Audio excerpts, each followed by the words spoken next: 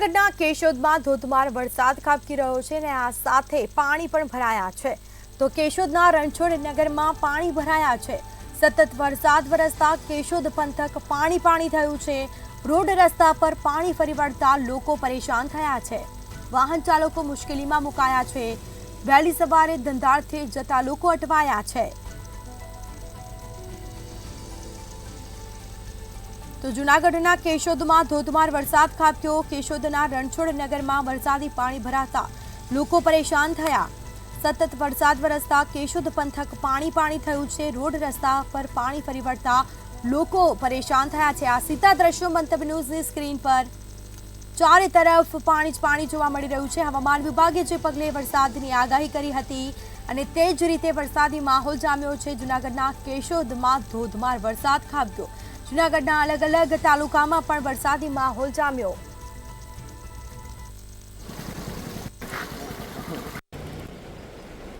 જૂનાગઢ પંથકમાં ક્યાંક ને ક્યાંક તમામ વિસ્તારોમાં જે વરસાદી જે માહોલ છવાયો છે। અનરાધાર વરસાદ લઈને જો આપણે પહેલા તો કેશોદના દ્રશ્ય બતાવીશ કે આપ જોઈ શકો છો તમામ કે કેશોદના જે રણછોડનગર સહિતના જે વિસ્તારોમાં જે પાણી ભરાવાની જે સમસ્યા જે સામે આવી છે કે ધોધમાર જે ઉપરવાસ અને તમામ જે વિસ્તારો તાલુકામાં વરસાદ હોવાને કારણે આજે પાણી ભરાવાની જે સમસ્યા છે જે સતત કેશોદમાં જે પ્રમુખ છે તે સતત લોકોની વચ્ચે રહેતા તે હાલ જે રણછોડનગરની મુલાકાત છે એમની સાથે સીધો વાત કરવાનો પ્રયત્ન કરીશું। શું કહેશો પ્રમુખ સાહેબ, જે આ પાણી બધી સમસ્યા?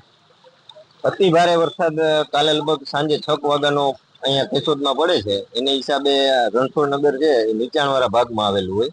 નગરપાલિકા દ્વારા શક્ય હોય એટલા પ્રિમોન્સૂનની કામગીરીમાં તમામ પ્રયાસો કરેલા છે કે ભાઈ પાણી ઓછું ભરાય, છતાં પણ ભારે વરસાદના હિસાબે અહીંયા પાણી ભરાણા છે। હજી સુધી કોઈના ઘરમાં નથી ભરાણા, પણ રસ્તા ઉપર પાણી ભરાણા છે અને એની યોગ્ય નિકાલ 2-3 કલાકમાં થાય એવી આપણે પ્રિમોન્સૂનની કામગીરીમાં પુલ ઉપર જ આપણે મોટા પાઇપ નાખીને અગાવત કરેલી। જરૂરથી સ્થાનિક કોર્પોરેટર પણ છે।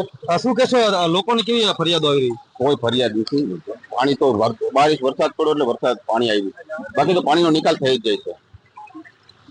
હા, તો બીજી તરફ અહીંયા સ્થાનિક લોકો પણ છે। શું કહેશો, અહીંયા જે પાણીની જે સમસ્યા પાણી કેટલા સમયથી કઈ રીતના આવે છે? પાણી આવે તો પહેલેથી દર ચોમાસામાં આવે જ છે, તો 2 વર્ષ ત્યાં થોડીક રાહત છે।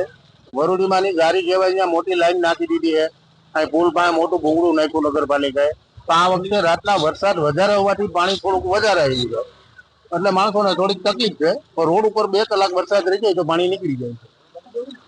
જોયું તો આ જે અનરાધાર જે વરસાદને લઈને ક્યાંક ને ક્યાંક કેશોદમાં જે તમામ જે વિસ્તારો હોય, ગ્રામ્ય વિસ્તારો હોય, તમામ જે વિસ્તારોમાં જે પાણી ક્યાંક ને ક્યાંક જે ભરચક જોવા મળી રહ્યું છે। ચેતન પરમાર, મંતવ્ય ન્યૂઝ, કેશોદ।